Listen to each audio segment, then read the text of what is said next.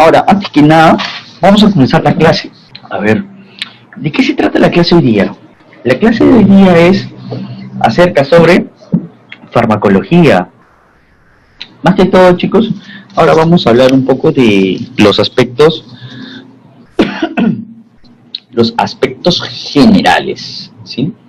Generales. Vamos a tocar ciertos temitas, pero antes de todo esto, yo les había dejado una tarea, ¿sí? ¿Se acuerdan que les había dejado una tarea? A ver, ahí está la tarea. Aquí está la tarea, chicos. Así que no crean que yo me olvido, yo no me olvido. Así que por favor, quiero que me digan, ¿sí? Claro, claro, Melissa, yo siempre te doy un repaso, de la clase pasada. La clase pasada, ¿qué hemos visto? ¿Qué hemos visto en la clase pasada? ¿Qué hemos visto en la clase pasada?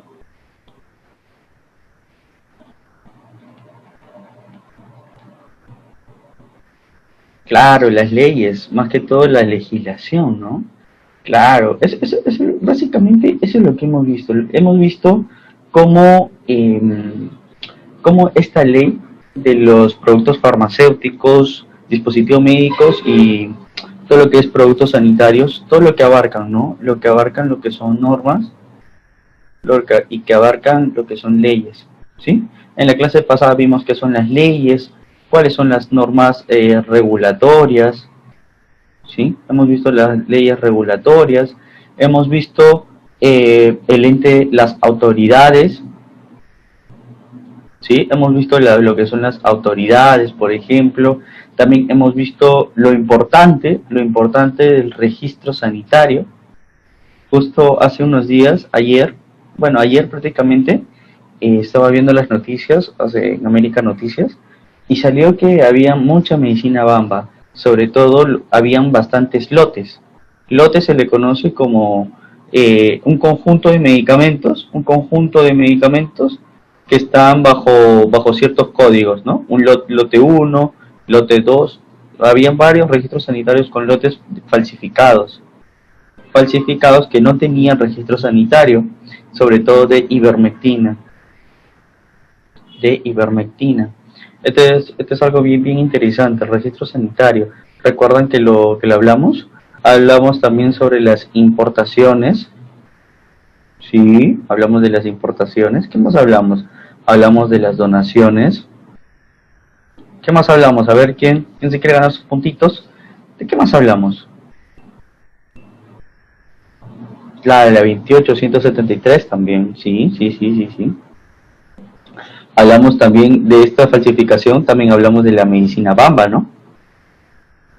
Medicina bamba. La medicina bamba. También hablamos sobre el acceso a los medicamentos, que era universal, ¿sí? Era algo universal, era algo para todos.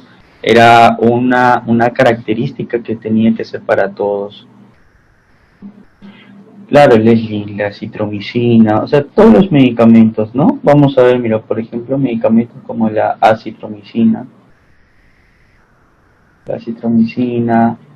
la ivermectina, incluso también hay falsificados de paracetamol, porque se está usando bastante el paracetamol, acitromicina, ivermectina, también lo que es la hidroxicloroquina. Aparte de la hidroxicloroquina, otro medicamento también están, por ejemplo, la dexametasona, y por último estaban por ejemplo la enoxaparina. Ya, estos medicamentos actualmente por esta pandemia están falsificándolos mucho.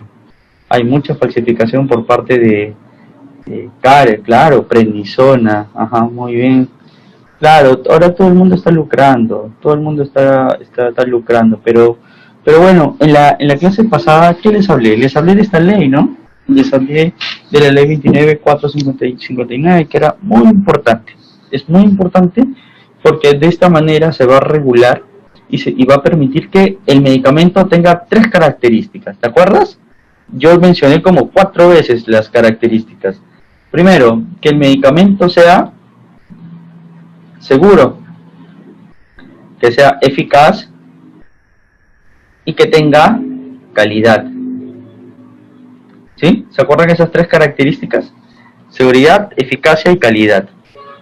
Claro, seguridad, eficacia. Pregunta de examen. ¿Ya? Por favor. Yo quiero, ¿saben qué es lo que quiero, chicos? Quiero que ustedes estén con su papelito, con su hojita y vayan apuntando. Porque a veces en una clase, por ejemplo, yo te dicto la clase 100%, pero de este 100% yo te digo solamente algunas diapositivas te van a servir. Porque hay que ser sinceros. A veces no todo nos va a servir, ¿sí? Yo te digo las perlitas que te van a servir. Es muy importante que sepas que esta legislación farmacéutica me permite tener un medicamento seguro, que no se falsifique. Por lo tanto, si yo tenía un conocimiento del buen almacenamiento, del buen mantenimiento de los medicamentos, entonces, si se producen mal, si se empiezan a comercializar mal, por más que yo le dé un buen almacenamiento, se acuerdan de temperatura ambiente, etcétera, etcétera, etcétera, controlar todas las variables, etcétera, etcétera, etcétera. Pero ¿qué pasa si el medicamento ya viene malo?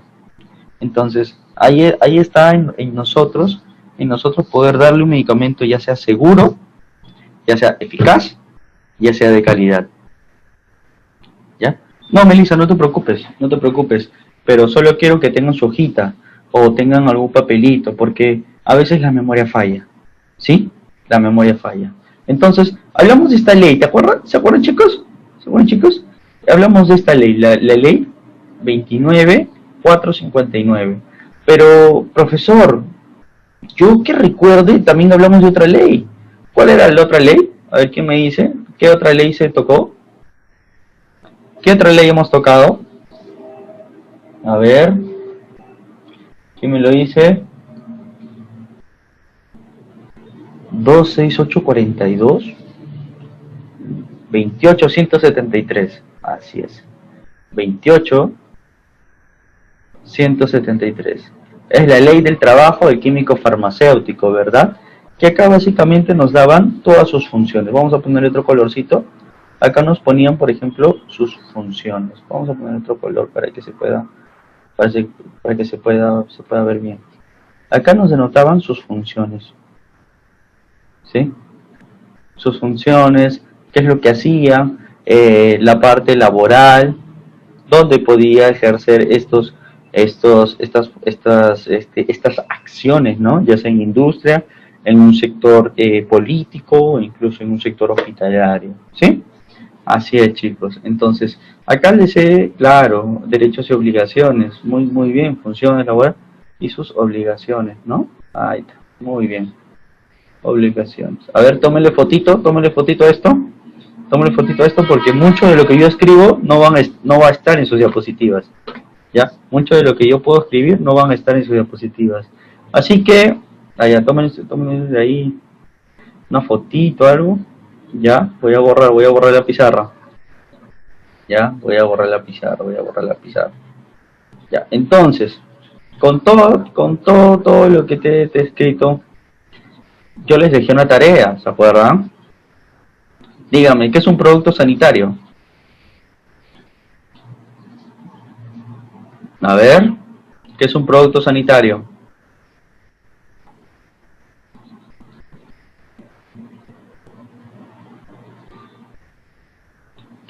Disculpen, ¿qué es un producto farmacéutico? Disculpen, acá está el primerito. ¿Qué es un producto farmacéutico? Ya, déjenme terminar de borrar un poquito, por favor.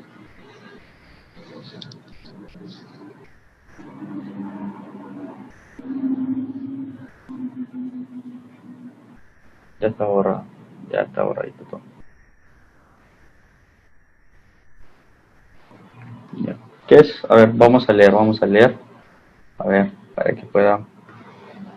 Un producto farmacéutico es un preparado de una composición conocida, rotulado y envasado uniformemente, que el destino tiene que ser para la prevención, ya, elemento fundamental para la medicina moderna, es el producto que se vende en la farmacia, tiene que cumplir ciertos requisitos, ¿Un cosmético es un producto farmacéutico? Sí.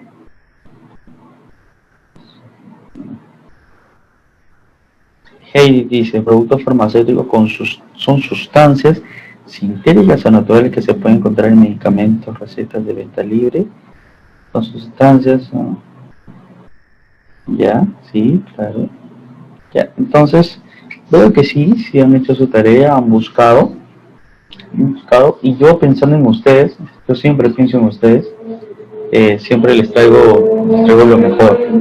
Así que les he traído acá una pequeña definición.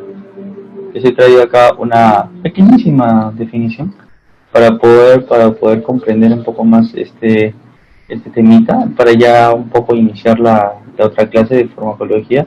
Aunque ustedes ya saben farmacología, ¿no? Saben qué es farmacología, qué es un fármaco, qué es mecanismo de acción, farmacocinética. Así que vamos a detenernos un poquito acá, porque es importante no pasar las cosas desapercibidas. Es muy importante hablar qué es un producto farmacéutico, ¿sí? Dice, un producto farmacéutico, ¿qué es lo que es? Un producto farmacéutico, como ya muchas de ustedes los han mencionado, aquí me está escribiendo. Ya bien, Eliana. Claro, claro, es muy bueno. Antes de empezar a correr es bueno gatear. Antes de comenzar nuevos temas es bueno recapitular los temas anteriores y poder redefinir, ¿verdad? ¿Qué es un producto farmacéutico? Como si bien habíamos dicho, cuando se habla de producto farmacéutico, siempre en nuestra cabecita hay que pensar en algo, medicamento, ¿ya? Hay que pensar en algo, en el medicamento, ¿sí? Hay que pensar en el medicamento. Entonces, estos productos farmacéuticos son sustancias químicas, ¿ya? Pueden ser natural, puede obtenerlo de alguna planta o de algún animal, o puedo generar por síntesis química, ¿sí? Más que todo, como si bien lo han mencionado, que se puede encontrar en medicamentos recetados de venta libre y veterinarios, ¿sí? Este producto contiene ingredientes activos diseñados para provocar efectos farmacológicos y beneficiar significativamente a la sociedad. Entonces, ¿aquí estarían los cosméticos? No, los cosméticos no van acá. Los cosméticos no van. Los medicamentos, cuando se habla de productos farmacéuticos, recuerden los medicamentos. ¿Ya? Estos medicamentos pueden ser de o síntesis química o de manera natural, ¿sí? Entonces, ya hemos definido que es un producto farmacéutico. Ahora, quiero que me digan qué es un producto sanitario.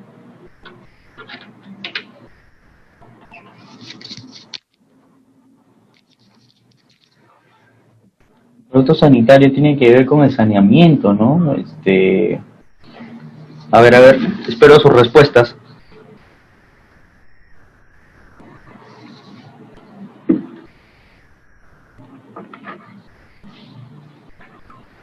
A ver, Eliana, Edith, Florentina. Quiero ver sus respuestas, por favor.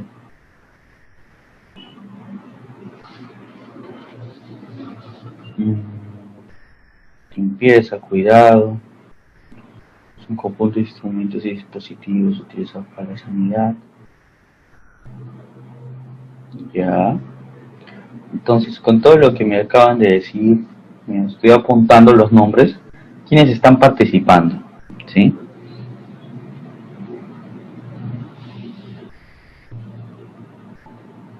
Ya, mira. Productos sanitarios no son programas. Ya. Acá les he traído una imagen.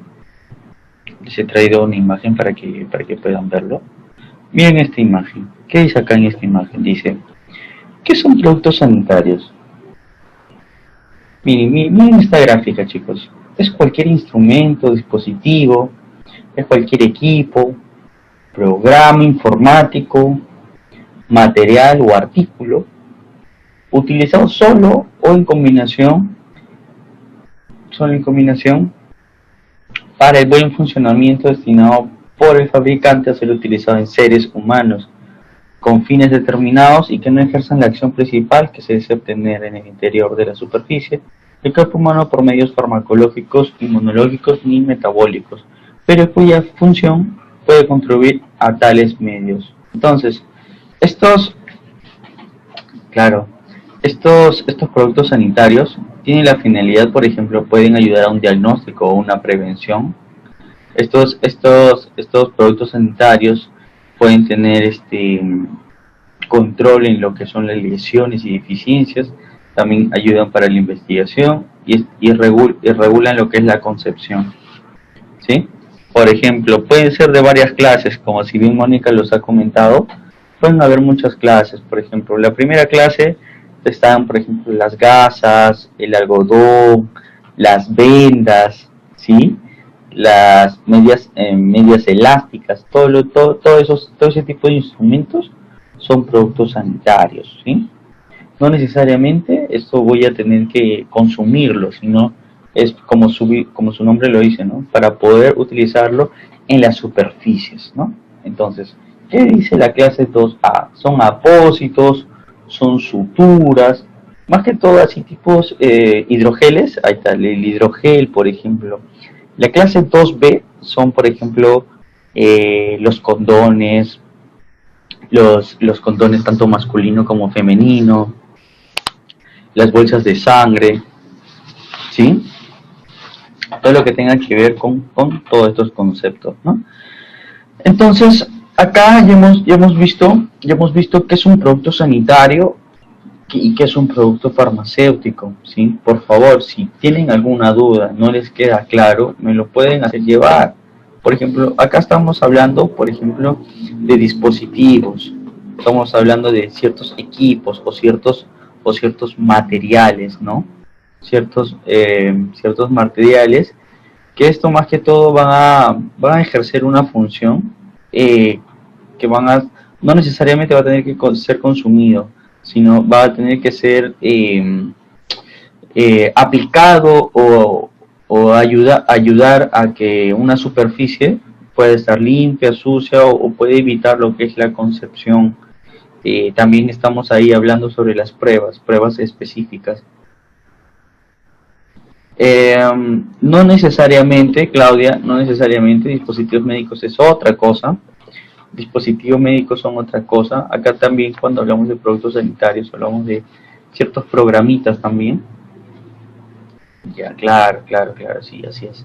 Más que todo son estos, chicos. Cuando hablamos de productos sanitarios, acuérdense de todo lo que es algodón, gasas, vendas, todo lo que son apósitos, suturas, todo lo que tenga que ver con bolsa de sangre y todo lo que tenga que ver con, por ejemplo, condones, anticonceptivos, ¿no? Eso es muy importante de notar, ¿no? Un producto sanitario no se administra, sino me sirve para contener un medicamento o me sirve también para poder limpiar superficies o poder vendar, ¿no? Poder vendar este tipo de superficies, es muy importante.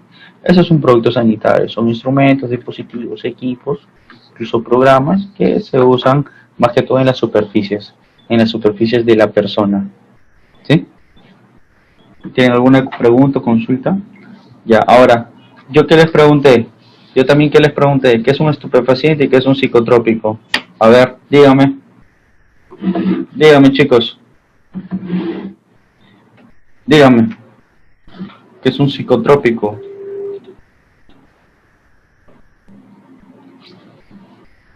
Ya.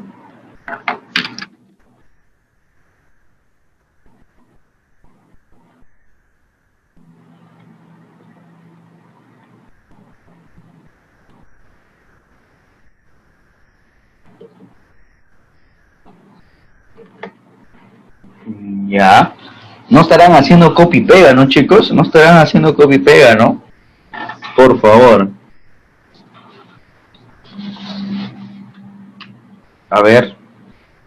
Estupefaciente produce efectos. Ya. ¿Actúa sobre dónde? A ver, voy a estar leyendo todas sus respuestas. A ver. Ya. Creo que tienen en común tanto un psicotrópico como un estupefaciente. Son tipos de medicamentos que pueden actuar a nivel del sistema nervioso central, ¿no? Entonces, ¿les parece si podemos definir qué es un psicotrópico? ¿Sí? ¿Les parece? Ya, ahí va, ahí va. Ah, ya, excelente, Ruth. Muy bien, Edith, Rocío. Está bien, Dianita. A ver. Mentales. Bueno, se puede usar, ¿no? Se puede usar. Los medicamentos que se usan para lo que respecta a problemas mentales se denomina como psicofármacos. Ya, apunten eso. Psicofármacos. ¿Ok? Dentro de los psicofármacos, que son todas aquellas sustancias, ya sean naturales o sintéticas, que se pueden dividir en psicotrópicos y en estupefacientes. Entonces, por ejemplo, acá tenemos a los psicotrópicos. Dice, es cualquier sustancia natural ya lo puedes extraer desde una plantita sintética, capaz de influir en medidas en el sistema nervioso central, así como, ¿cómo así decirlo? Puede actuar al nivel del ánimo, pueden actuar a nivel de la conciencia, más que todo, a nivel de la conciencia. Entonces, ¿qué es un psicotrópico? ¿Qué es un estupefaciente? Netamente un estupefaciente es un psicotrópico, ¿sí? Es un psicotrópico, pero que puede causar una dependencia. ¿Ya? Un psicotrópico en sí no te produce dependencia. Los psicotrópicos que producen dependencia se le conoce como estupefacientes. ¿Ya? Por eso que acá en esta definición dice, generalmente el uso de psicotrópicos puede traer como consecuencias cambios temporales en la percepción, por ejemplo, las anestesias, el estado de ánimo, el estado de conciencia y el comportamiento se vuelven más lentos, como si estuvieran drogados. Puede ser de tipo estimulante, antipsicótico o tranquilizante, ¿sí? Acá está, por ejemplo, seguimos los psicofármacos. Pero entonces, ¿cuál sería la diferencia entre un psicotrópico y un estupefaciente? El estupefaciente viene a ser un psicotrópico, ¿ya? El estupefaciente es un psicotrópico, pero este estupefaciente produce algo que se llama dependencia. Dependencia, como si fuera una droga. Puede ser que este estupefaciente también se le conoce como un narcótico, ¿sí? Normalmente este estupefaciente o narcótico se puede usar para el dolor. Se le usa para el dolor. Yo cuando regentaba una farmacia, venía siempre una señorita a comprar lo que es orfenadrina y se drogaba con esta orfenadrina. No sé si les ha pasado o han podido observar, ¿sí? Para el dolor, bastante orfenadrinas, orfedol. Tomaba cada rato orfenadrina, se tomaba 4 o 5 pastillas y con eso se quedaba así tipo dopada. Esos son estupefacientes, aquellos psicotrópicos que causan dependencia, ¿sí? Tienen bastante dependencia. Entonces, normalmente estos se usan para el dolor. Por ejemplo, tenemos a la morfina, por ejemplo, a la morfina, a la cocaína. Cocaína es muy importante y todo ello. Los psicotrópicos, ¿te acuerdas que también podría estimular? Bueno, en este caso los estupefacientes lo que hacen es deprimir. ¿Deprimen qué cosa? Deprimen el sistema nervioso central, ¿sí? Es por ello que su indicación de prescripción tiene que ser bien controlada, chicos, bien controlada. Por eso es que en la ley 29459 recuerdan que hay que tener cuidado con los estupefacientes, también hay que tener cuidado con los psicotrópicos. Es muy importante ello, tener el control. ¿Por qué? Porque la venta o la compra masiva se puede ser como una droga para otros tipos de personas. Como les había comentado, los psicotrópicos o todos aquellos medicamentos como los psicofármacos que actúan a nivel del sistema nervioso central pueden generar este tipo de cosas, ¿no? Como si bien hemos comentado, los psicotrópicos generan una alteración del sistema nervioso central. Normalmente es breve, puede causar alteraciones de la percepción, el estado de ánimo, el estado de conciencia. Vas a ver a personas que se quedan mirando así como si estuvieran drogados, pero no causa dependencia. Pero los psicotrópicos que sí generan dependencia son los estupefacientes o narcóticos, los cuales netamente están dirigidas para el dolor, como la morfina, ¿sí? ¿Se entendió? ¿Sí, chicos? Sí, es muy práctico. Entonces, dígame, a ver, respóndanme ustedes solitos. Entonces, ¿estos fármacos se deben de vender así nomás? ¿O necesitan una receta médica, necesitan un control?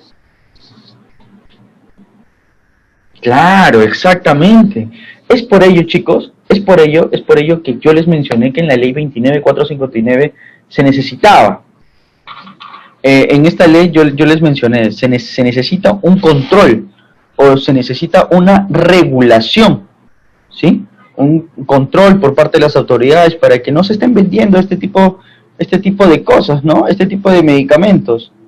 Este tipo de medicamentos para que la gente no se esté automedicando.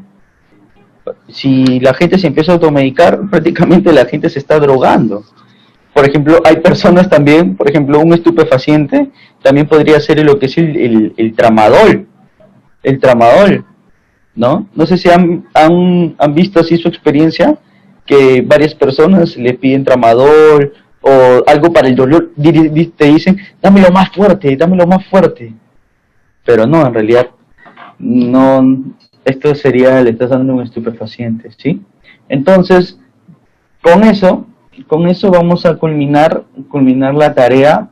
Profesor, no culminen. ¿Por qué? Falta la última pregunta, la pregunta número 5. Ah, ya, la pregunta número 5.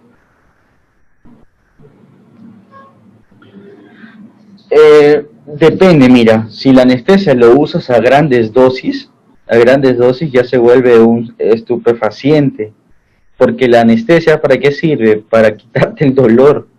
Y la definición está que el estupefaciente sirve para el dolor, ¿sí? Es para que el paciente esté en un cuadro de sedación. Es por ello que si tú te vas a unidad de cuidados intensivos, podemos usar, por ejemplo, usamos quizás a veces un bepuronio o podemos usar fentanilo. Fentanilo está también regulado. Incluso para los que no me dejan mentir, los que han trabajado en un hospital, a veces para pedir un fentanilo a la farmacia, son hojitas especiales, ¿verdad? Son unas hojitas amarillas especiales, ¿sí? Entonces hay que tener bastante cuidado con ello. Entonces, chicos, Florentina, Leslie, Claudia, Magali, las que veo acá, díganme a todos los chicos, ¿qué pasó con los chicos? ¿Qué es un efecto adverso? ¿Qué es un efecto secundario? ¿Y qué es un efecto colateral?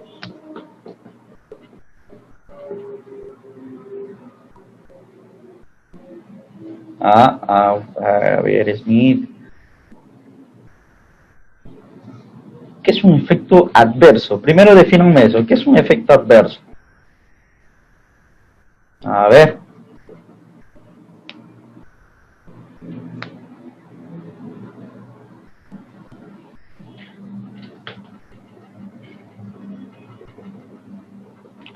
Un efecto adverso es una reacción adversa del fármaco. Efecto adverso, causa daño. Ya, a ver. No deseaba. Entonces, ahora les voy a dar una definición. Les voy a dar una definición de reacción adversa, ¿sí?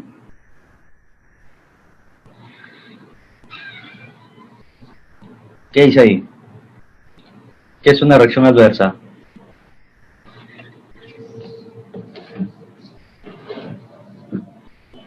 Una reacción adversa. Una reacción adversa. Una reacción adversa es cualquier respuesta a un medicamento. Cualquier respuesta. ¿Positiva? No, nada que ver. Tiene que ser negativa. O sea, esta negatividad tiene que ser, ¿cómo se llama? Cuando algo es negativo, algo nocivo. ¿Ya? A ver, primero déjenme explicarles, luego podrían hacer sus preguntas. Mira, una reacción adversa es cualquier respuesta a un medicamento, a la administración de un medicamento, ¿ya? A la respuesta de este medicamento a dosis altas o a dosis baja. a cualquier tipo de dosis. Ya puede ser una dosis altas o dosis bajas.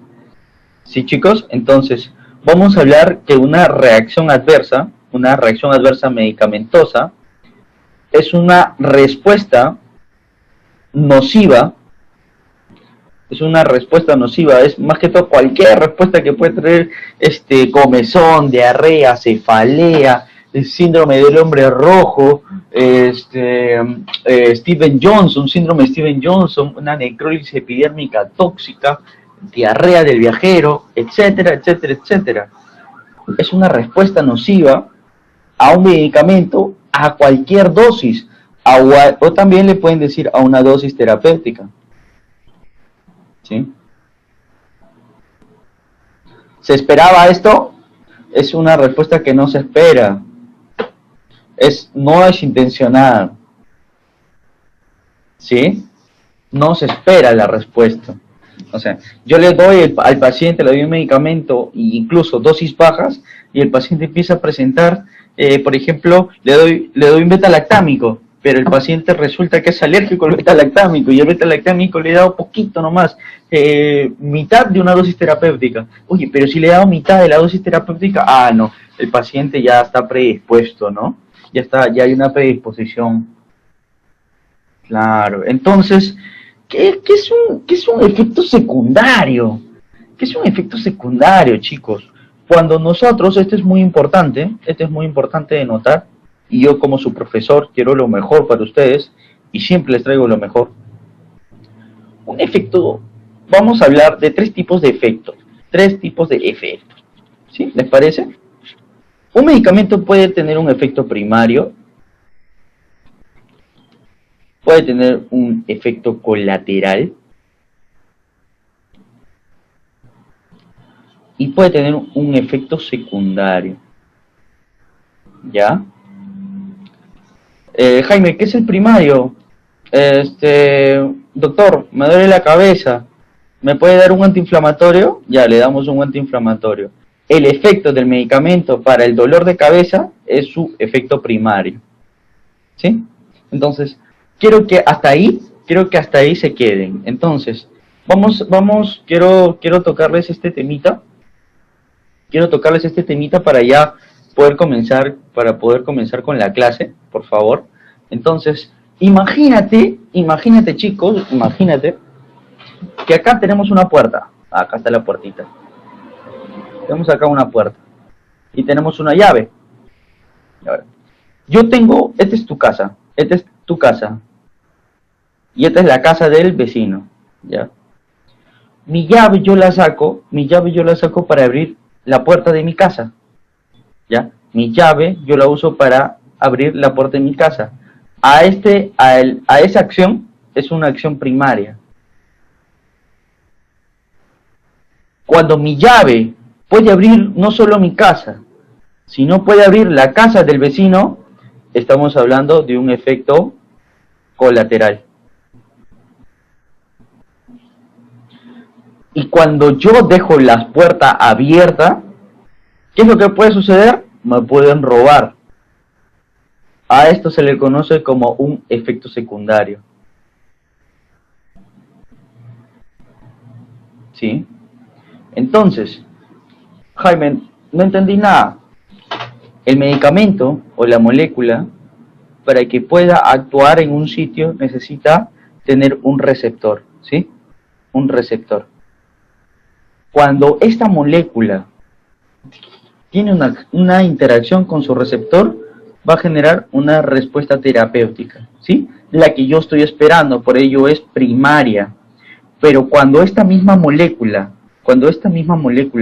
también tiene acción en otros receptores, eso se denomina un efecto colateral.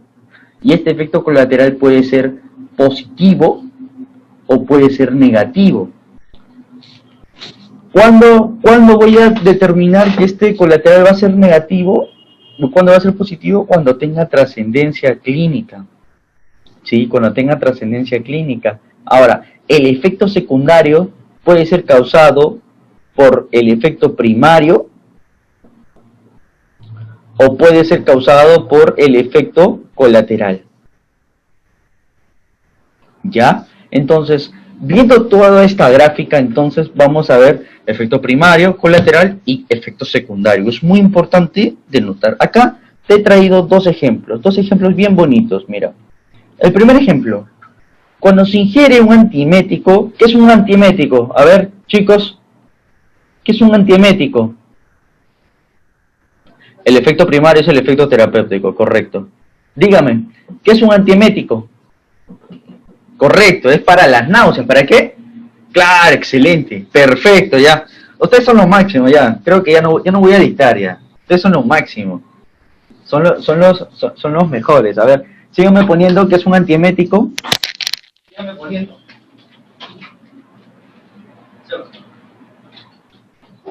¿Qué pasó? Claro, es para las náuseas. Perfecto, perfecto. Son para las náuseas. Claro, el antiemético. Ahora, mira. ¿Para qué? Para las náuseas. Dice, cuando se ingiere un antiemético para prevenir mareos, náuseas, esto es el efecto primordial. ¿Te acuerdas que te dije? Es el efecto primario, es el efecto primordial, es el efecto que yo busco. Ahora, este dimenidrato o diversos antieméticos, cuando actúan en diferentes receptores, pueden generar un efecto positivo o negativo. En este caso, pueden generarme lo que es somnolencia, por ejemplo. Pueden generarme, ¿qué cosa? Somnolencia. A ese efecto que tiene la molécula en otros, disculpen, en otros receptores, se le conoce como efecto colateral, ¿sí? Ahora dice, lo cual tendrá o no tendrá trascendencia clínica. Como te digo, puede ser positivo, puede ser negativo. Imagínate que vas a conducir. ¿Esa somnolencia será positivo o negativo? Ya, negativo, claro, correcto, excelente.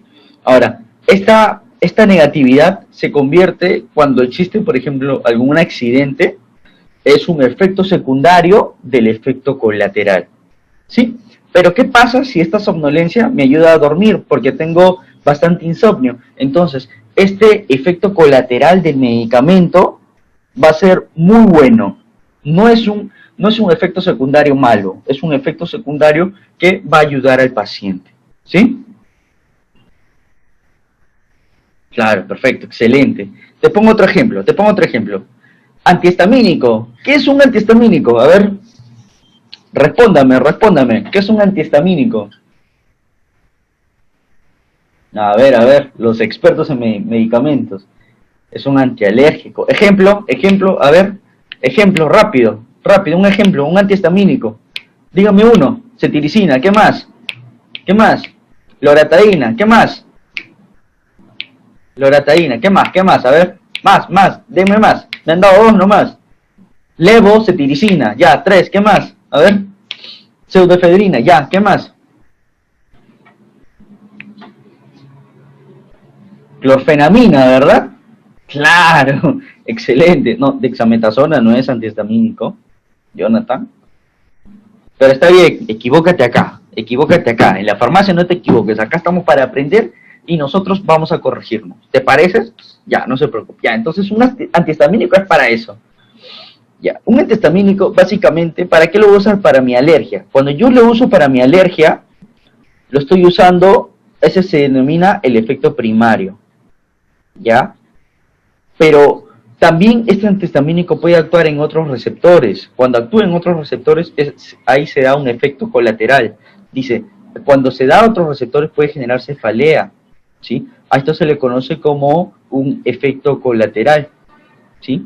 Entonces ya vamos viendo. Ahora, si esta cefalea me ocasiona que yo me caiga, que no estudie bien, que tenga otras complicaciones, ya estamos hablando que el mismo efecto colateral puede generar el efecto secundario.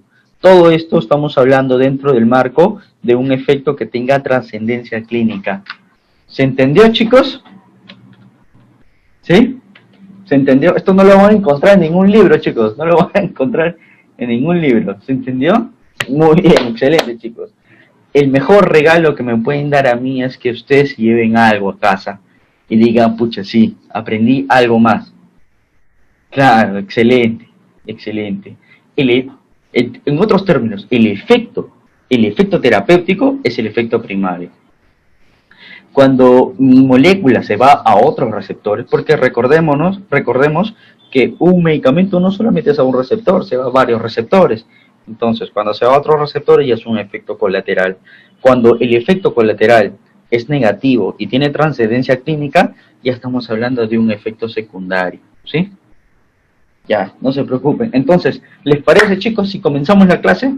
Vamos a comenzar la clasecita de aspectos de farmacología. ¿Qué es la farmacología? A ver, farmacología. Qué bonito. Fármaco. Vamos a dividirlo en dos. Fármaco. Logía. ¿Qué es logía? Tratado. Estudio. ¿Estudio de qué? Del fármaco. Entonces, farmacología es una ciencia que estudia el medicamento o el fármaco. No medicamento, fármaco, recuérdate, fármaco es diferente que medicamento, ¿ya? El fármaco es el principio activo, el principio que hace el efecto terapéutico. Un medicamento es el principio activo más otros componentes como son los excipientes, más una forma farmacéutica para que pueda ser administrado. ¿Sí? Es muy distinto. Fármaco, a ver quién me está preguntando. Claro, excelente, excelente. Así es. ¿Sí? Entonces, en esta clase, chicos, en esta clase, vamos a hablar un poco de qué es un fármaco. Algo no tan específico. ¿Qué es la farmacocinética? Vamos a hablar de absorción, distribución, metabolismo y eliminación. Le voy dando una memotecnia. ATME. ¿Ya? ATME. Jaime, no, ATME. Ya, acuérdate de tu profesor. ATME. Acá le ponemos una J, le agregamos una I. Jaime. ¿Ya? ATME. Vamos a eliminar esto. ATME. Absorción, distribución, metabolismo y excreción. Y vamos a hablar un poco de farmacodinamia, de mecanismo de acción.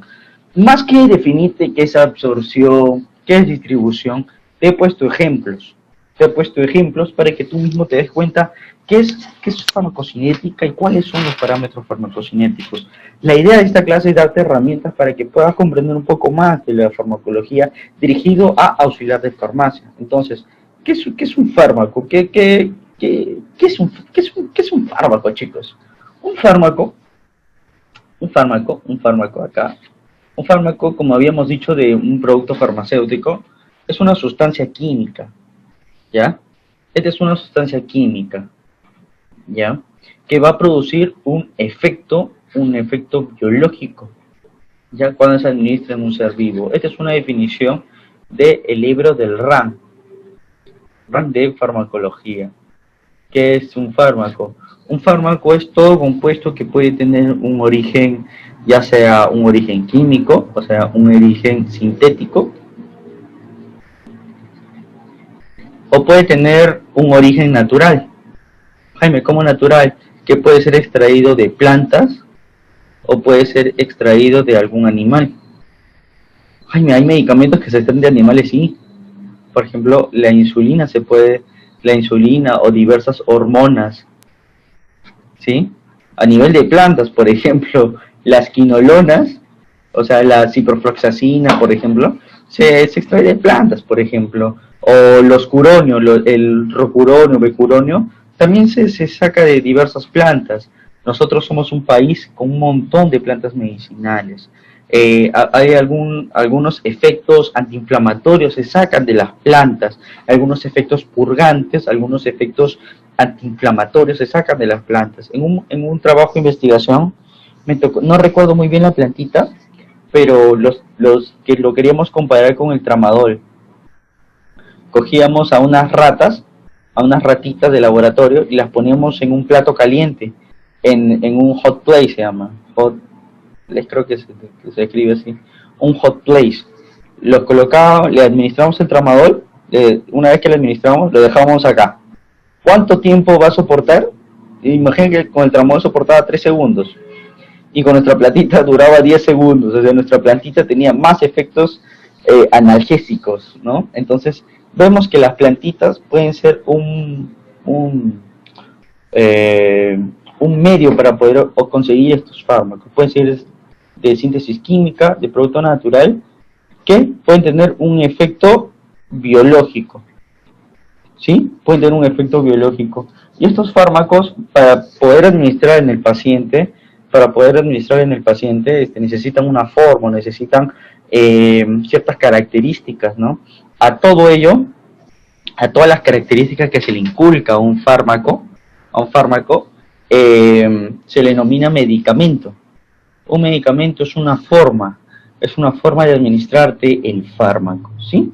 Entonces, básicamente, chicos, esa es la farmacología. La farmacología es el estudio del fármaco, que tiene que ver con muchísimas cosas, ¿sí? Por eso acá vamos a ver que, ahora yo te digo, para que un medicamento tenga una síntesis química, entonces hay que ver, por ejemplo, yo te digo, ¿por qué voy a crear una molécula? ¿Por qué voy a crear una molécula que genere ciertas cosas? ¿Por qué? ¿Por qué hago una molécula que disminuya la producción de ácido gástrico para problemas de gastritis, por ejemplo? ¿Cómo yo sé que puede actuar ahí? Es porque he tenido que revisar la parte fisiológica, cómo funciona, y a partir de cómo funciona, mira cómo funciona, por las bombas de protones. Entonces por las bombas de protones puedo generar una molécula que sea parecida.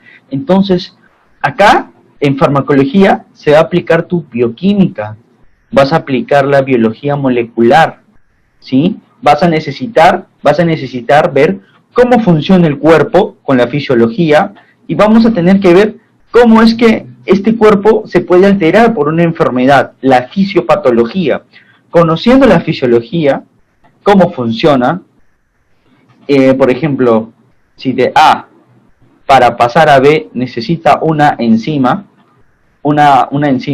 para pasar de A a B necesita una enzima, yo conociendo la fisiología conozco esto.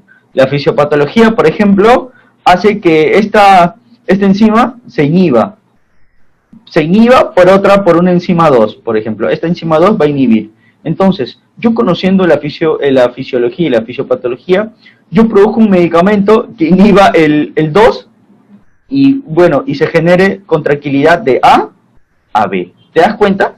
¿Te das cuenta cómo funciona todo esto? Entonces, la farmacología es toda una ciencia que tiene que ver con la medicina y tiene que ver con la química, porque para yo extraer productos de plantas hay un proceso de maceración, hay un proceso de extracción, hay un proceso de purificación, y a todo esto, chicos, es dilucidar estructuras químicas, tu química sintética, incluso hay una especialidad para poder ver eso, que es la bioinformática, ¿ya? La bioinformática que nos permite diseñar medicamentos a partir de códigos, o si no, esta química nos va a permitir generar, por ejemplo, ¿te has preguntado, hablando de antihistamínicos, cetiricina y levocetiricina? ¿Te has preguntado los dos medicamentos en qué se diferencian? La levocetiricina tiene menos efectos en cuanto a la somnolencia. ¿Por qué? Esto se ha determinado porque un medicamento tiene dos partes. Cuando tú le das ciertos rayos, estos medicamentos este medicamento puede girar a la derecha o puede girar a la izquierda. Cuando gira a la derecha, se le denomina dextrógiro. Cuando giran a la izquierda, se le conoce como levógiro. Determinaron que la cetiricina, cuando le colocabas estos rayos, la parte dextrógira generaba la somnolencia. En cambio, la levógira no producía la somnolencia. Por lo tanto, ¿qué es lo que hicieron? esta cetiricina vamos a solamente producir la parte levo. Por eso es que existe la levocetiricina, que tiene menos efectos secundarios. Entonces, a partir de todo esto, chicos, se dan nuevos fármacos mucho mejores. Se va afinando la terapia. Conforme se van reportando los efectos secundarios, conforme se vayan dilucidando nuevas enfermedades, por lo tanto, si hay nuevas enfermedades, hay nueva terapia, hay nuevos medicamentos.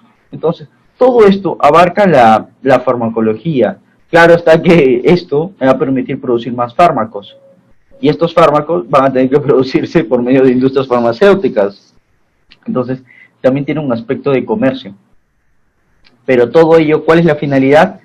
Una finalidad terapéutica. Una finalidad terapéutica. Así que, si tienen alguna duda, alguna consulta,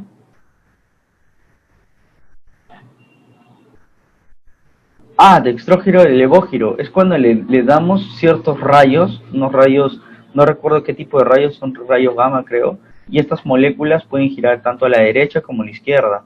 Cuando giran a la derecha se convierten en dextrógiros, cuando giran a la izquierda son levógiros. Entonces se investigó y se determinó que la parte que gira a la derecha tenía más efectos secundarios, era el culpable de los efectos secundarios de la cetiricina. Por ello es que quisieron producir un medicamento de la cetiricina que no tenga, que disminuya los efectos secundarios, efectos adversos, perdón. Entonces se produjo la levocetiricina, Catherine, ¿sí? Así es. Entonces, acá vamos viendo un poquito más de esto. Entonces, a ver. No te preocupes. Entonces vamos viendo un poquito más de esto. Y acá, entonces, vamos a ver que la farmacología tiene que ver bastante con la medicina veterinaria, va a tener con la medicina clínica, con la psicología, con la farmacia, la biotecnología, la patología y la química, ¿sí? La farmacología es una ciencia multidisciplinaria, chicos, porque a partir de la psicología o a partir de la neurología se determinan nuevos fármacos que pueden actuar incluso a nivel del sistema nervioso central, que es muy importante. De ahí sale la psicofarmacología. La medicina clínica, la medicina basada en evidencia, se saca tu farmacología clínica, ¿sí? La farmacología clínica, la farmacología basada en evidencia, los medicamentos para que puedan tener un efecto positivo, los medicamentos para lo que son los perritos, los gatitos, lo que es el efecto en los animales, ¿no? Y la misma farmacia que te va a producir, te va a manufacturar. Claro que la farmacia, por ejemplo, mi carrera es farmacia y bioquímica. Nosotros también somos bioquímicos, hemos tenido cursos de biotecnología, la biofarmacia. La biotecnología es muy importante, chicos, para lo que es la farmacología, para la producción de nuevos medicamentos. Por eso me puede dar un ejemplo claro. ¿Cómo crees que ahora se produce la insulina? La insulina ahora se produce a partir de células de ciertas bacterias como la Escherichia coli.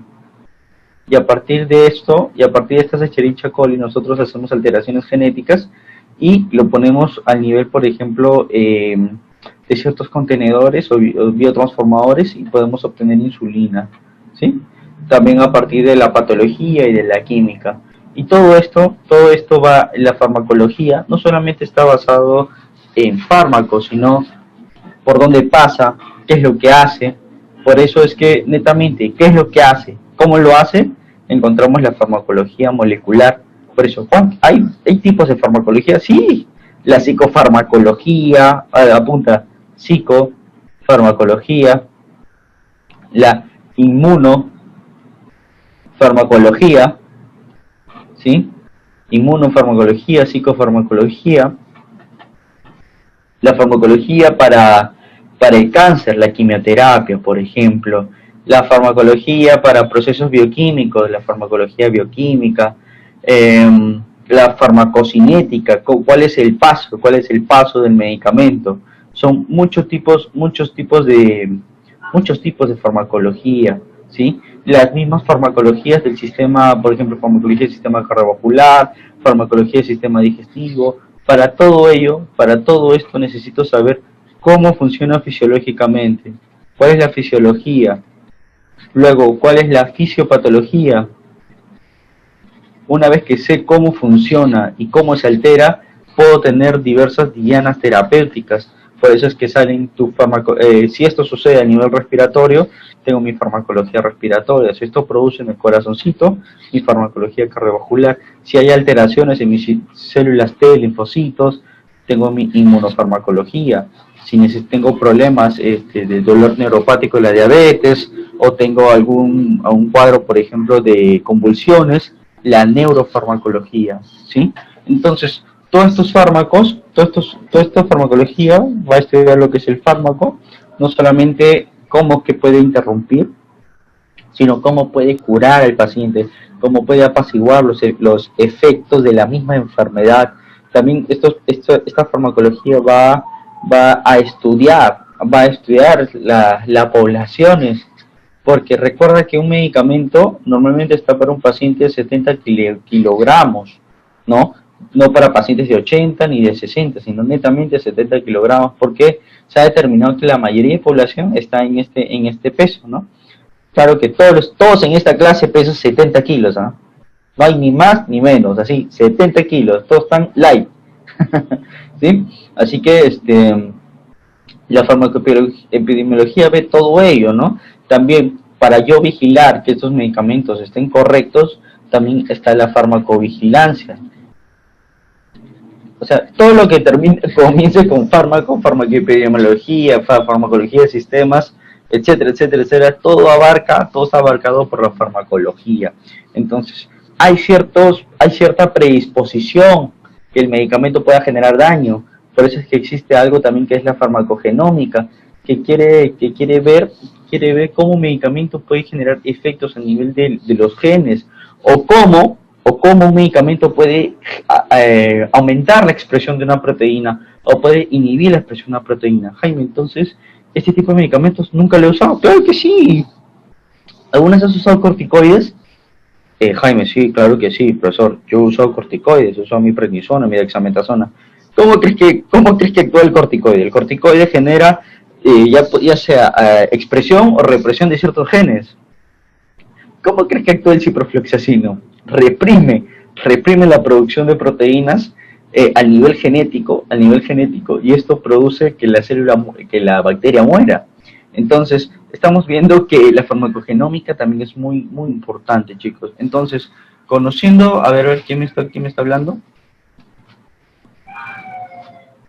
Diferencia entre farmacia y biotica. La farmacia la regenta un químico farmacéutico, la botica no hay un químico farmacéutico. Ah, Florentina, sí, hay que cuidar. Claro que nosotros, para conocer quizás algunos efectos secundarios, por ejemplo, algunos efectos secundarios, hay que saber bien el mecanismo de acción. Es muy importante, a diferencia de una botica, en una botica no está un químico farmacéutico.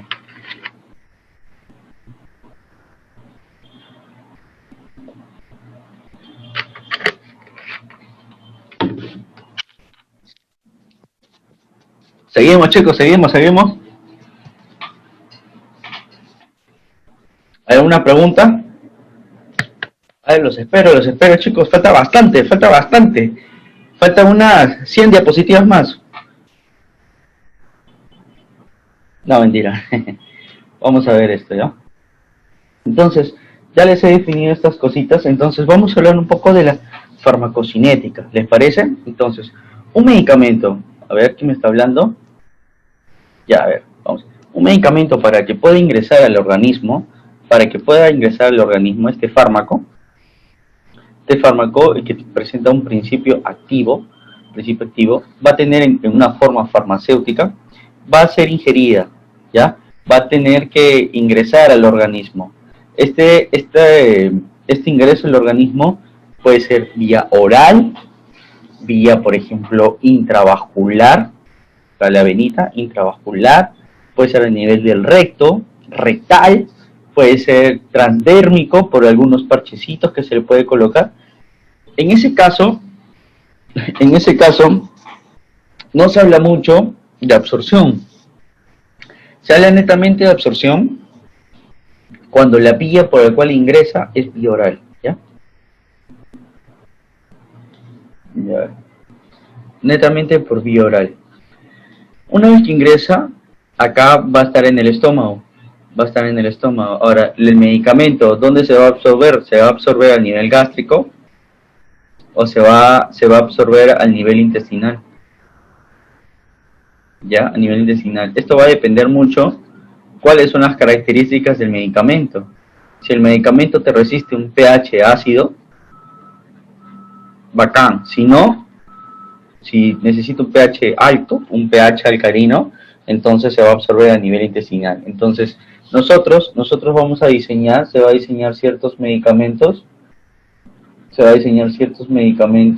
que presentan los fármacos para que pueda ser absorbido a nivel gástrico o a nivel intestinal. Eso es algo básico, la absorción.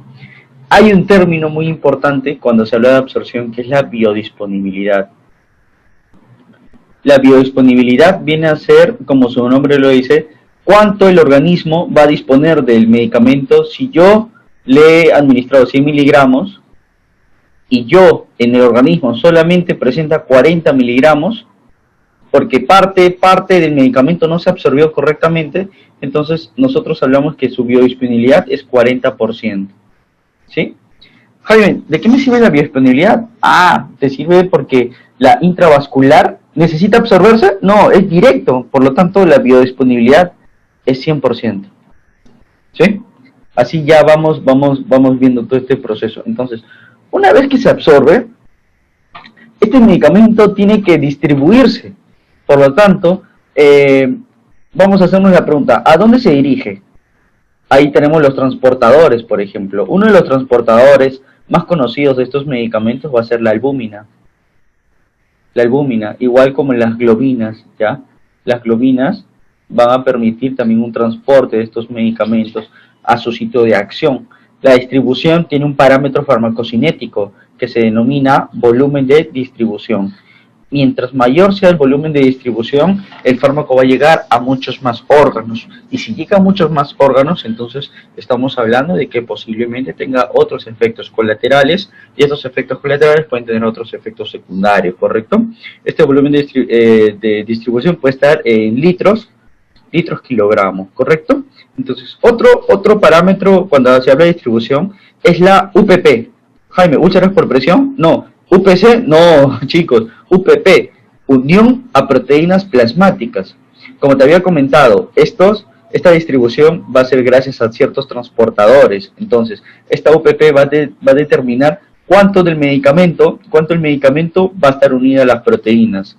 Por ejemplo, yo tengo 100 moléculas de este fármaco. De las 100 moléculas, 90 moléculas van a estar unidas a la albúmina. Entonces, 10 moléculas van a estar libres. El efecto terapéutico va a ser gracias a estas 10 moléculas. Jaime, y el 90 poco a poco se va liberando. Jaime, y entonces, entonces estoy pensando. Ya, a ver, ¿qué estás pensando? Estoy pensando, entonces, mientras más afinidad a las proteínas plasmáticas como la albúmina, globina, entonces el medicamento va a tener el efecto más duradero. Así es, correcto. Entonces ya vamos pensando y vamos analizando que a mayor unión a proteínas el medicamento va a permanecer más en el organismo. A esto, mis queridos alumnos, a esto se le conoce como fracción libre del medicamento, y gracias a esta fracción libre se da el efecto terapéutico, mientras que la unión a proteínas me sirve como reserva, que poco a poco se va liberando, ¿sí? Entonces, hemos hablado de absorción, hemos hablado de distribución. Jaime, tú me mencionaste ADME, ya hemos hablado, a ver, ¿quién me está alzando la manito?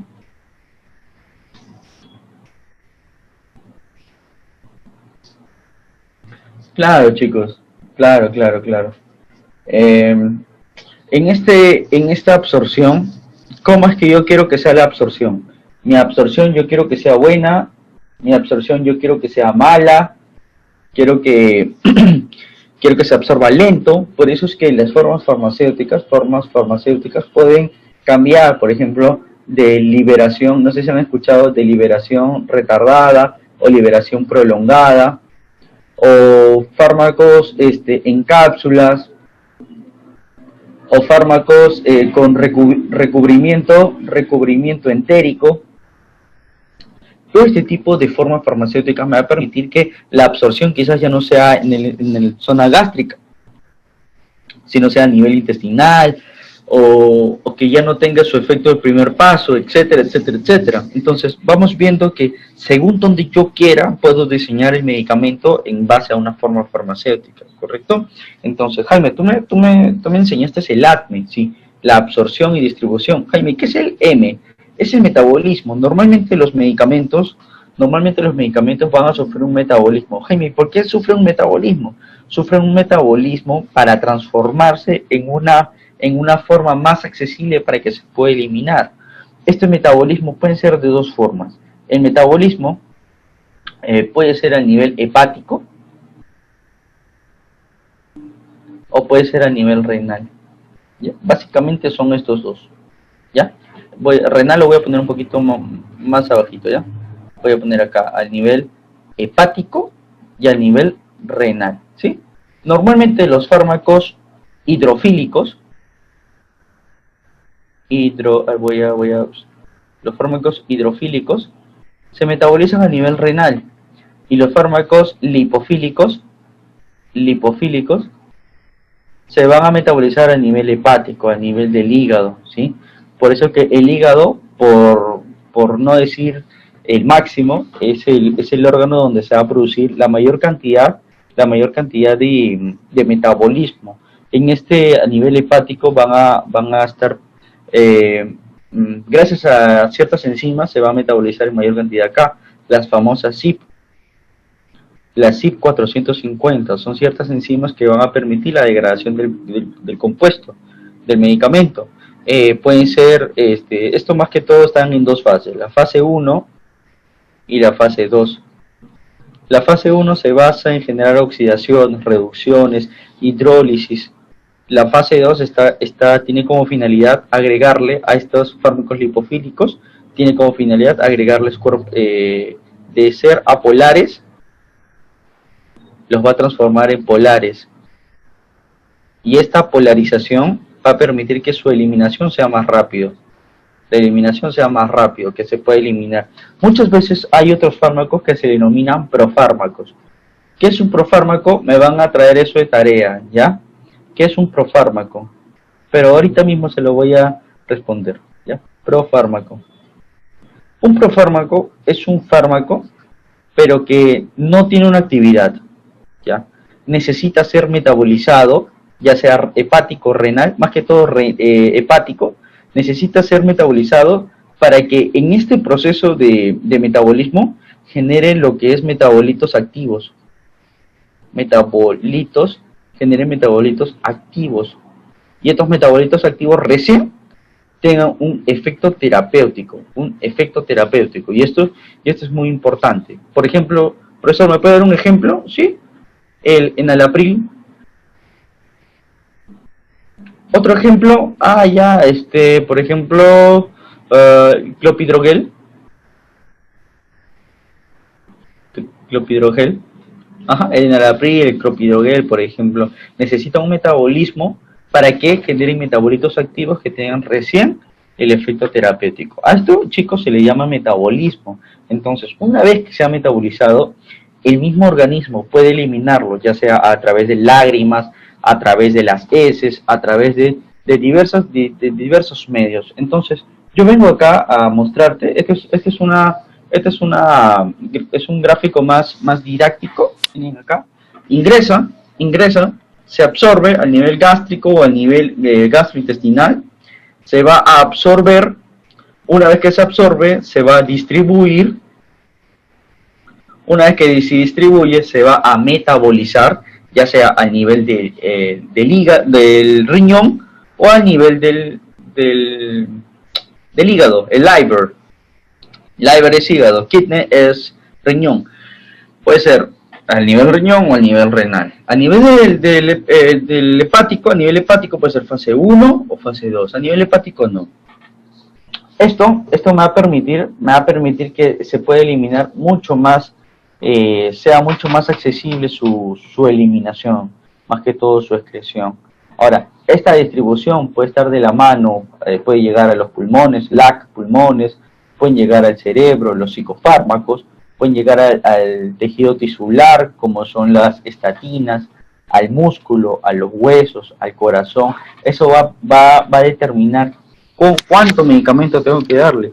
Si tengo un medicamento que tiene un volumen de distribución muy pobre, entonces hay que darle un poquito más, o cambiar otro medicamento. Te pongo un ejemplo. Muchas veces tenemos pacientes que tienen lo que es neumonía intrahospitalaria, o neumonía adquirida en comunidad, se le dice así, neumonía ácida adquirida en comunidad. Una de las complicaciones de neumonía son los gram negativos, las bacterias gram negativas. Entonces, acá uno de los medicamentos que más efecto puede tener en esta afección pulmonar son los aminoglucósidos. Tienen muy buena sensibilidad a este tipo de bacterias. ¿Por qué no se usa? Porque los aminoglucósidos no llegan a los pulmones. Si yo le doy un medicamento que no llega, entonces de nada me sirve que sean sensibles. Por eso es que estos aminoglucósidos en unidad de cuidados intensivos o en otros servicios los usa de forma inhalatoria para que pueda llegar a nivel de los pulmones, ¿sí? Entonces acá te pongo un ejemplo así chiquito. A ver, ¿dónde está? Claro. Muy excelente. Me mencionaron sobre metabolismos acelerados o no. Esto es muy importante, porque a partir de la farmacogenómica, hay tres tipos de metabolizadores. Metabolizadores rápidos, los normales y los metabolizadores lentos. Cuando yo tengo un metabolizador lento, puede haber un mayor riesgo de acumulación del medicamento, del fármaco. Y metabolizadores rápidos, no va a haber tiempo para que el medicamento tenga su efecto terapéutico. Por ello es que existe la farmacogenómica, ¿sí? O también se le conoce como genómica funcional, ¿ya? Por ello es que la farmacología tiene todas esas ramas para poder determinar cuál es el mejor medicamento y por qué el medicamento no está haciendo el efecto correcto. Por ejemplo, yo hice un estudio, yo hice un trabajo de investigación acerca sobre el omeprazol para los pacientes asiáticos. Los pacientes asiáticos, resulta que la gran mayoría de pacientes asiáticos presenta su metabolismo rápido. Su metabolismo es muy rápido para el omeprazol. Por eso es que normalmente el omeprazol se tiene que dar un poquito más de dosis en estos tipos de pacientes asiáticos, porque su metabolismo era rápido. ¿A qué se debía eso? Se debía a los famosos SNPs. Ya más adelante les voy a explicar genéticamente los SNPs. ¿Ya? Los SNPs, que son alteraciones a nivel genético, son metilaciones, ¿ya? Es muy importante todo ello. Entonces, acá te pongo un ejemplo, por ejemplo, la digoxina. ¿Quién no conoce qué es la digoxina? Todo el mundo conoce qué es la digoxina, ¿verdad? Por ejemplo, miren la digoxina. La biodisponibilidad en cápsula, 100%. En comprimido, de 70 a 80%. En la unión de proteínas, de 20 a 30%, o sea, de 80 a 70 es el que hace el efecto. ¿Tiene un metabolismo renal? No, metabolismo hepático. Tiempo de vida media de 30 a 40, eso también depende mucho de la eliminación, ¿sí? De 30 a 40 horas. La eliminación a partir de la orina, ¿sí? Y bueno, acá tenemos algunas cositas de sus efectos, concentraciones terapéuticas, pero lo importante es esto. A esto se le conoce como parámetros farmacocinéticos. Y todo esto te va a servir para poder decidir si es que se tiene que tomar cada 12 horas, cada 8, y qué medidas hay que tener en cuenta, ¿no? Si yo tengo un paciente que tiene una falla hepática y le estoy dando un medicamento que tiene metabolismo hepático, entonces hay una probabilidad que el medicamento se acumule en mayor cantidad y tenga mayor predisposición a esos efectos secundarios. Si yo tengo un medicamento que se va a eliminar por vía renal, por vía de la orina, y mi paciente presenta una injuria renal o presenta enfermedad renal crónica, Entonces vamos a ver que la eliminación va a estar detenida un poco. Por lo tanto, estamos viendo que gracias a conocer los parámetros farmacocinéticos, nos permite optimizar la dosis, porque eso es lo que van a hacer. Van a tener que dar un aporte en el paciente. Mira, por ejemplo, le dices, ¿cuánto es para yo determinar la orina? Hay algo que se denomina la creatinina. Me confundí. La creatinina. La creatinina es una proteína que va a determinar cuánto es la tasa de filtración glomerular. Una tasa de filtración glomerular menos de 60 determina o me sugiere un ajuste de dosis, ¿sí? Acá te pongo otro ejemplo. Por ejemplo, las famosas estatinas. Las estatinas también me van a permitir, por ejemplo, de todas estas estatinas, ¿cuáles son las que más usas? Las estatinas son, por ejemplo, las que disminuyen el LDL, aumentan el HDL, disminuyen el colesterol, disminuyen también los triglicéridos, ¿sí? El que más se usa es la atorvastatina. ¿Quién no escuchó de la atorvastatina? Todos conocen la atorvastatina, ¿verdad? ¿Sí, chicos? Perfecto, excelente. Perfecto. Entonces, miren este cuadrito. Es muy importante determinar, todo lo que les estoy explicando acá es parte de la farmacocinética, de cómo es que va a actuar. Acá tengo la atorvastatina. Esta atorvastatina, una vez que está en el tracto gastrointestinal, ya lo hemos tomado por una vía oral, va a estar en el tracto gastrointestinal, va a ingresar a las células del tracto intestinal que se llaman enterocitos. Parte de cierto medicamento va a regresar otra vez por las proteínas G, va a ingresar y parte del medicamento va a ser transportado al hepatocito, al hígado, gracias a un cotransportador o ATP1B1 o simplemente va a ingresar. Ahora, esto va a tener que ser metabolizado por el CYP3A4. ¿Te acuerdas que había una familia del citocromo P450? Ese es a nivel del hígado. Esta atorvastatina va a tener que ser metabolizada porque este metabolismo va a generar metabolitos activos y metabolitos inactivos, ¿sí? Solamente los activos van a generar el efecto terapéutico.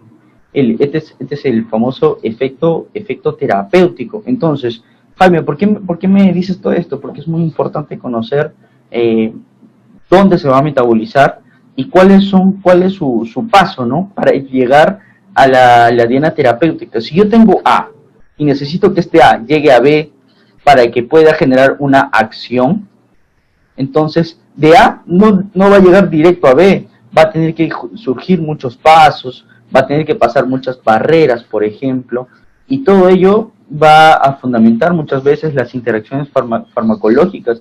Imagínate que tienes un medicamento que aumenta la actividad de la proteína G, va a hacer que la atorvastatina se elimine más, va a ser una mayor eliminación. Imagínate que yo tengo medicamentos que bloquean el CYP3A4. El CYP3A4, el fármaco, la atorvastatina no se va a metabolizar y no va a generar metabolitos activos. Entonces, esto es muy importante dentro de la farmacocinética. Te estoy explicando la farmacocinética para que entiendas la importancia, ¿sí? La importancia que tiene conocerla. Jaime, ¿me tengo que aprender de memoria? No, simplemente quiero que entiendas la importancia de conocer dónde se metaboliza, dónde se elimina. Yo te recomiendo como auxiliar de farmacia, siempre ten en cuenta dos cosas. Te doy un tiempo, apunta. Dónde se metaboliza y dónde se elimina, ¿sí? Los demás ya es un poco más técnico, más fino, pero lo importante es que te lleves eso. ¿Dónde se metaboliza? Se metaboliza a nivel hepático. Ya. Entonces, no estaría contraindicado, sino hay que tener bastante cuidado en pacientes que tienen falla hepática. Ya. Uy, se elimina a partir de la orina. El paciente ya no orina. Entonces, hay que ajustar alguna dosis, o hay que ver otro medicamento que tenga una eliminación rectal, por ejemplo, por las heces o por las lágrimas. Ya. Entonces, todo eso nos da una perspectiva más amplia. Acá te doy, por ejemplo, miren, acá la atorvastatina acá, por ejemplo, la atorvastatina, mira, biodisponibilidad 12%, o sea, solamente de los 100 que le doy, solamente 12 va a tener el efecto. Extracción hepática, metabolismo hepático, 70% más o menos. Metabolismo del CYP3A4, más 3. Sustrato de la glucoproteína, o sea, todo esto, chicos, me va a permitir tener una terapia más fina. A esto se le denomina parámetros farmacocinéticos, ¿ya? Concentración plasmática, vamos a tenerlo de 1 a 4 horas. Tiempo de vida media, de 1 a 4 horas, pero cuando hablamos de atorvastatina hablamos más o menos de 20 horas.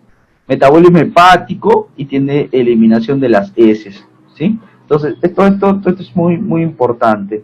Y también dentro de los parámetros farmacocinéticos hay que ver, oye, pero el medicamento llega a todos los órganos, pero ¿qué pasa si alguien está embarazada? ¿Podrá llegar al bebé?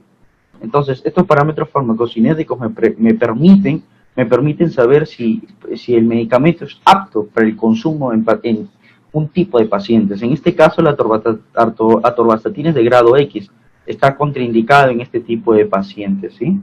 Les pongo otro ejemplo, la amiodarona. ¿Quién no conoce la amiodarona? Un antiarrítmico. Ah, ya, Catherine, el tiempo de vida media. El tiempo de vida media es un parámetro farmacocinético que va a depender, por ejemplo, del fármaco, ¿no? 5 vidas medias, 5 tiempos vidas medias, significa que el medicamento sea eliminado. Si yo tengo un tiempo, por ejemplo, tengo tiempo de vida media, que son 2 horas, multiplícalo por 5, 10. En 10 horas ya no hay fármaco. ¿Sí? En 10 horas ya no hay fármaco. 5 vidas medias significa que el fármaco ya se eliminó totalmente. ¿Sí? Eso me permite también sacar, ¿no? Por ejemplo, la amiodarona. ¿Qué es la amiodarona? A ver, ¿quién me dice? Rapidito, chicos, se nos va el tiempo. ¿Qué es la amiodarona? A ver, ¿qué es la amiodarona? Chicos, por favor.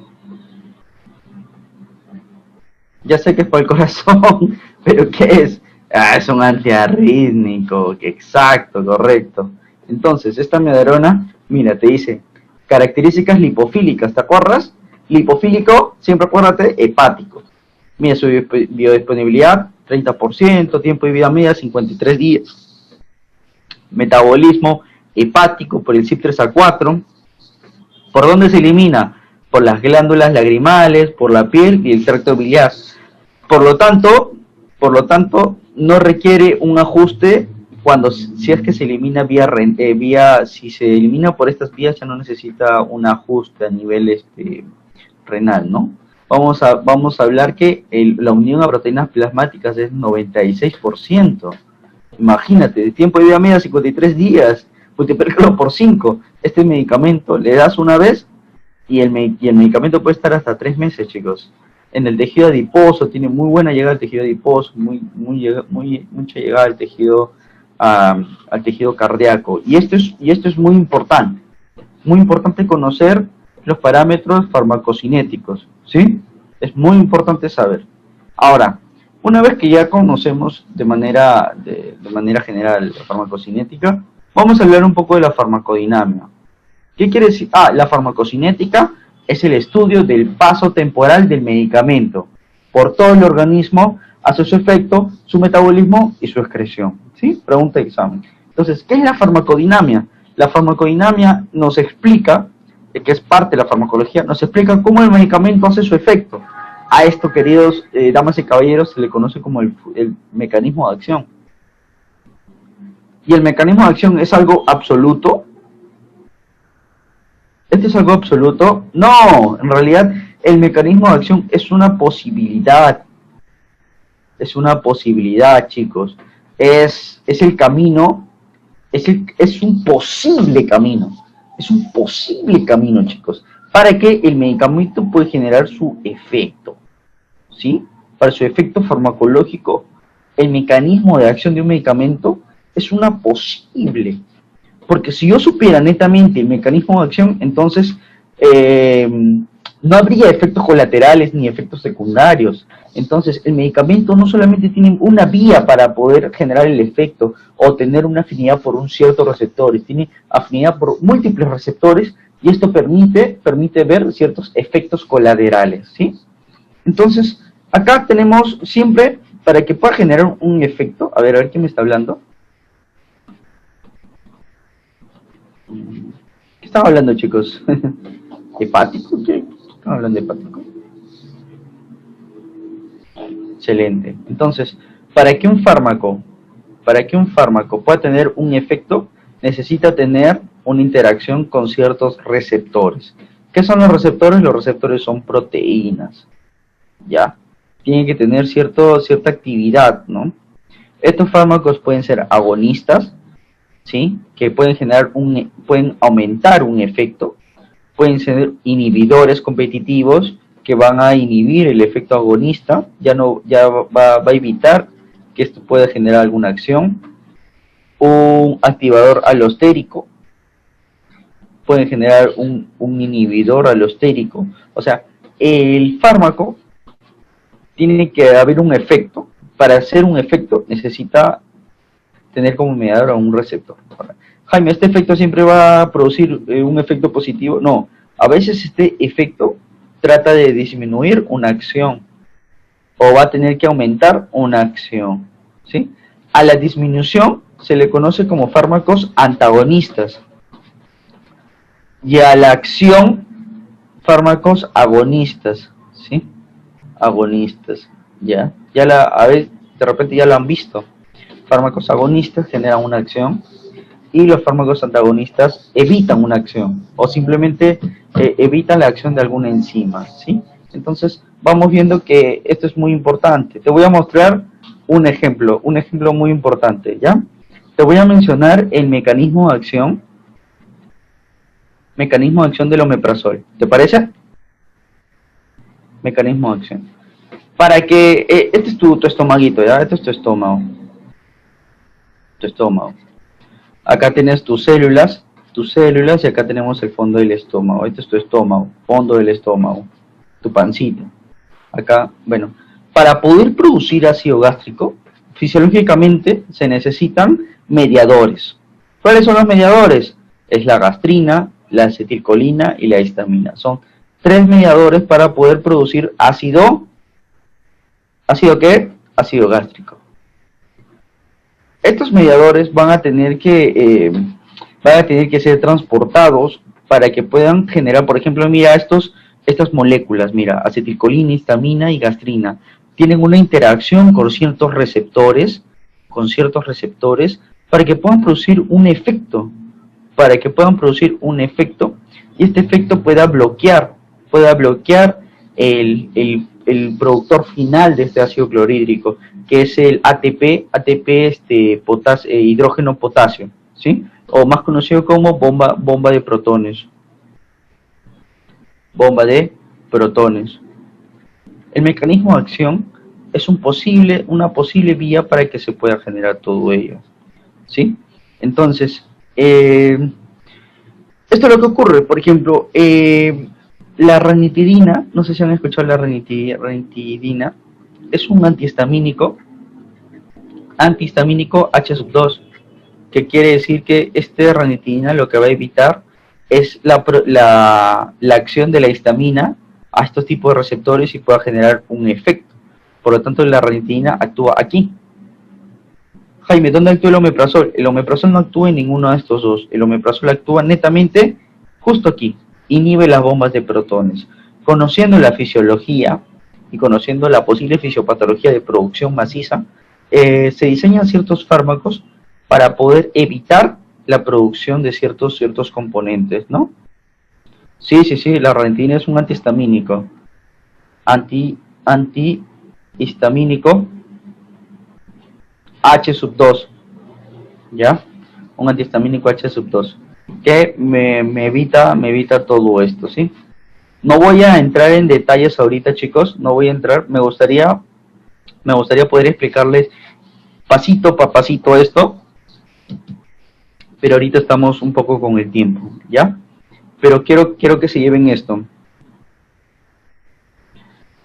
Claro que sí, mira, la ranitidina actúa en un mediador, uno de los 3 mediadores, la ranitidina, En cambio, el omeprazol actúa directo en el problema. Entonces, ¿cuál es mejor? ¿Ah?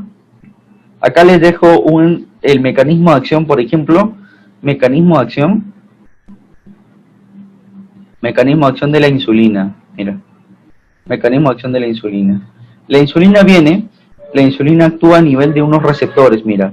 Acá hay un receptor, este receptor se le conoce como la tirosin quinasa, ¿ya? Tirosin quinasa, que es un receptor que presenta dos partes alfa y dos zonas beta. Que esto, cuando se unen a una molécula que se denomina la insulina, va a generar un proceso de fosforilación, y esto va a producir señales. Mira, una señal, dos señales, tres y cuatro señales. ¿Cuál va a ser la finalidad de estas señales?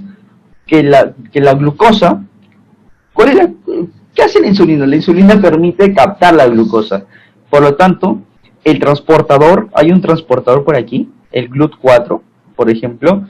Por todos estos mecanismos, no voy a entrar en detalles, por todos estos mecanismos, va a permitir que la GLUT se pueda colocar a nivel de transmembrana.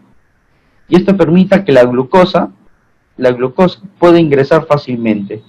¿Ves? ¿Te das cuenta? Y esta glucosa puede ingresar a las vías metabólicas y puede generar ATP, adenosíntrifosfato, o sea, energía, ¿sí? Y bueno, mira, si te das cuenta, la insulina no solamente puede producir el efecto que deseo, ¿no? Mira, también puede aumentar la formación de glucógeno y proteínas y grasas, disminuir la formación de glucosa a partir del glucógeno, grasas y proteínas, aumenta la captación de glucosa, que esto es lo que yo deseo, pero también tiene otros efectos.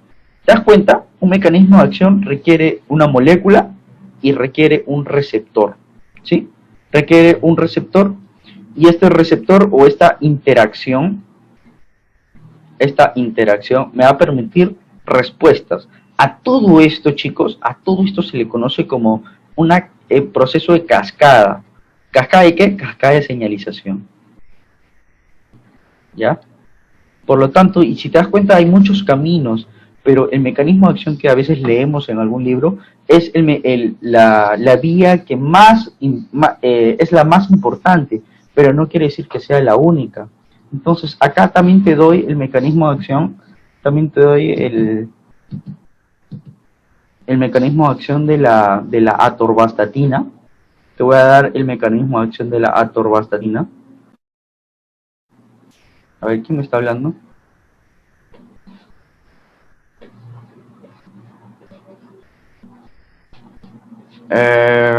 Eliana. A ver, miren chicos, ¿cómo les pregunto? Mira, existen dos tipos de medicamentos, ¿ya? No se me confundan. Y ustedes son mis alumnos y no pueden equivocarse con esto. ¿Qué es un antiácido? ¿Y qué es un protector gástrico? Ya, ustedes son mis alumnos y ustedes tienen que ser los mejores. ¿Ok? Antiácido, omeprazol, ranitidina.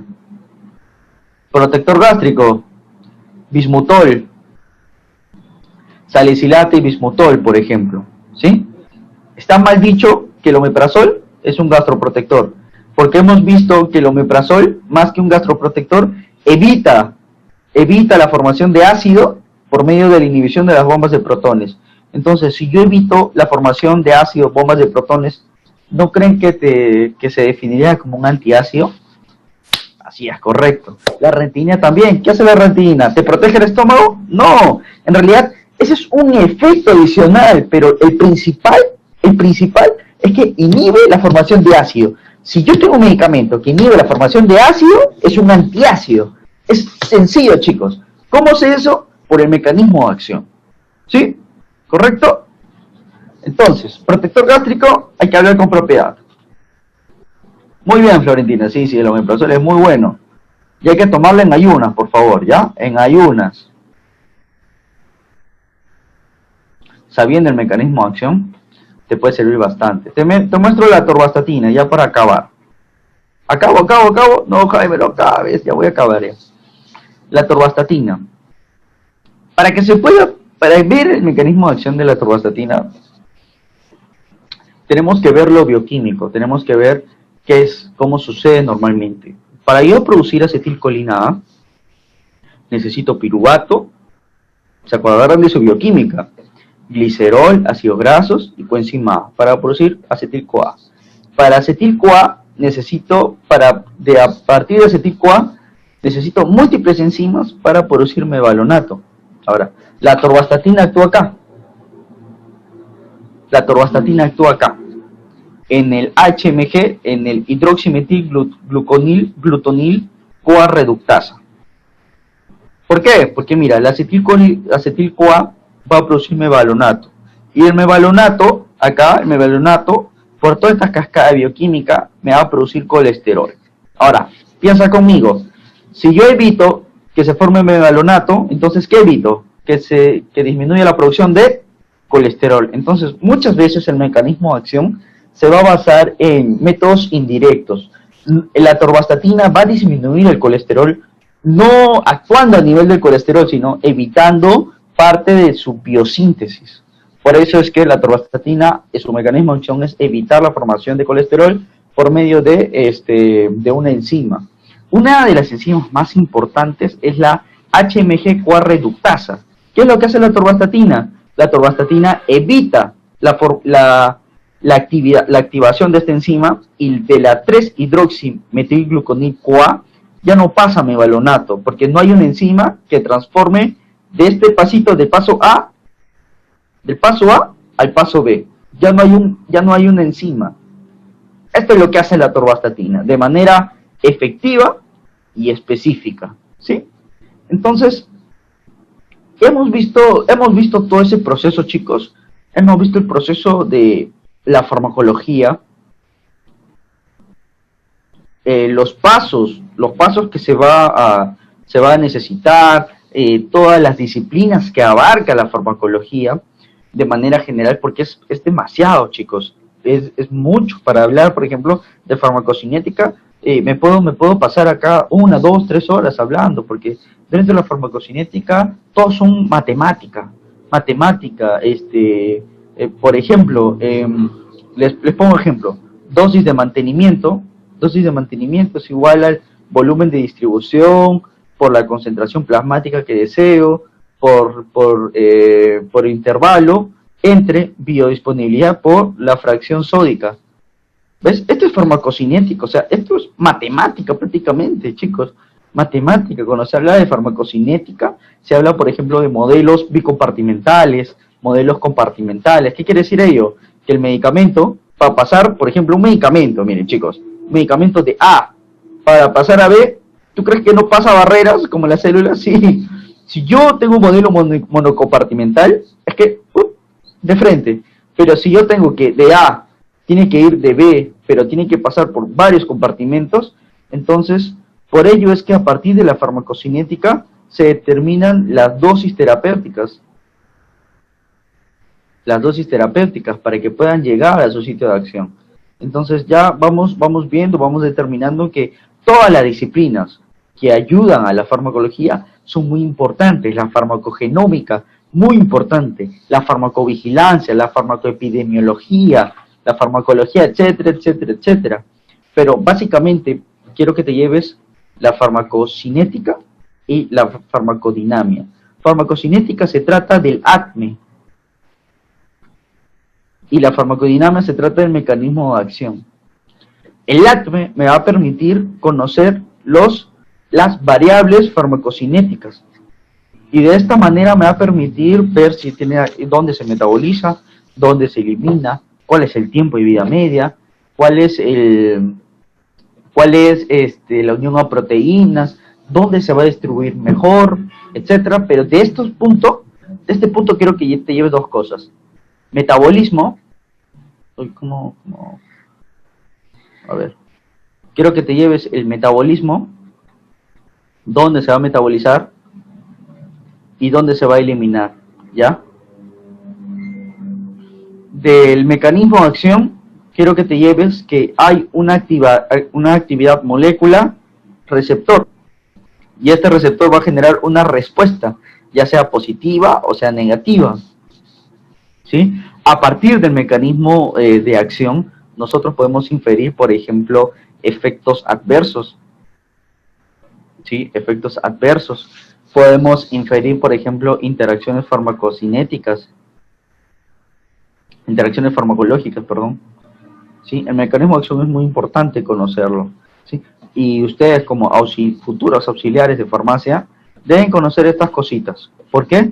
Porque este tipo de cosas le va a permitir dar una correcta atención. ¿Sí? La próxima clase vamos a hablar de sistema nervioso, vamos a hablar, por ejemplo, sistema nervioso central, sistema periférico, sistema nervioso autónomo. Vayan leyendo qué es el sistema nervioso. Apunten, por favor, tarea para la próxima clase.